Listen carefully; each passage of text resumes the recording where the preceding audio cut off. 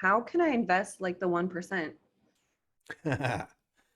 How can I invest like the 1%? So what they're talking about, I suppose, is the top 1% in net worth, the Jeff Bezos and what have you of the world.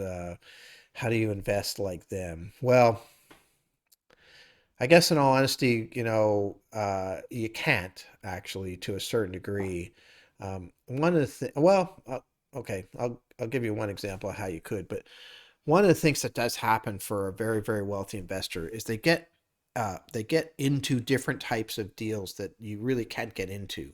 There might be a $25 million minimum or $100 million minimum or something along those lines for some of these private equity things.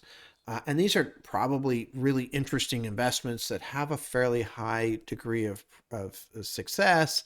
You're getting in really early, but you're talking, kind of investment banking and the venture capitalists and those types of things.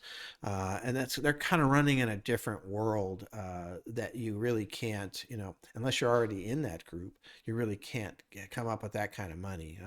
If you have $100 million to plunk into something, then you're already pretty close. So one of the things that might be an area that you could invest like the 1% is think about it. These guys all started businesses, right? Elon Musk and Bezos, and not all of them. Some people inherited their money, but an awful lot of the people that we know about have and started a business, and so that's one way you could invest like the top 1% is getting involved in a business, in the startup of a business, and hope that that works out and that you can kind of grow your wealth that way.